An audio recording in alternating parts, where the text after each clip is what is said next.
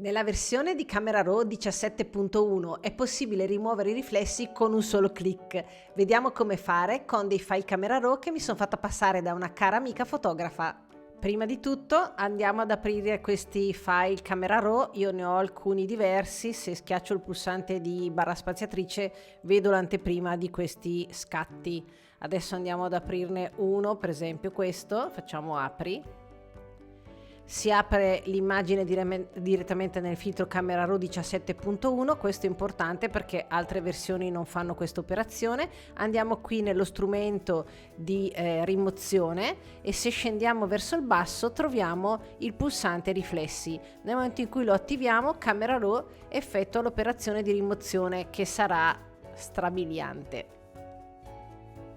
Guardate in un attimo che cosa è riuscito a fare. Praticamente ha eliminato completamente i riflessi. Ma non solo, se adesso voi andate a muovere questo cursore e lo mettiamo invece che verso destra verso sinistra, si scopre la parte opposta al riflesso, quindi da che parte è stato scattato la nostra immagine. Quindi se noi facciamo così si rimuovono tutti i riflessi, dalla parte opposta si va a scoprire il retro del nostro riflesso. Dopodiché possiamo proseguire con la nostra elaborazione. Mi avvicino anche un attimo per farvi vedere appunto il fatto che non ci sono, vedete, sbavature o altre cose. È veramente incredibile.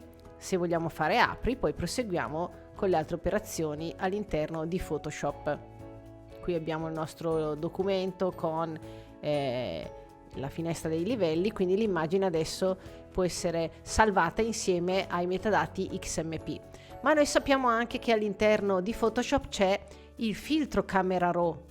Beh, in questo momento se voi fate filtro, andate ad aprire un file che ha un riflesso e che quindi volete aprire con il filtro Camera Raw, quindi se io vado a fare filtro Camera Raw e vado ad aprire lo stesso file, andate dentro nel vostro menu della rimozione e come potete vedere purtroppo in questo momento non è ancora attiva la funzione di rimozione dei riflessi.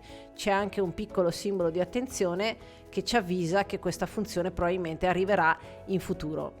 Ma questa funzione è bellissima e interessante, purtroppo non funziona su tutte le immagini, su tutti i formati, quindi se vuoi scoprire di più sui limiti e utilizzi di questa eliminazione del riflesso in Camera Raw, iscriviti al mio canale di Telegram e inserisciti nel gruppo in modo da scoprire la parte restante di questo video tutorial. Ti aspetto di là, ciao!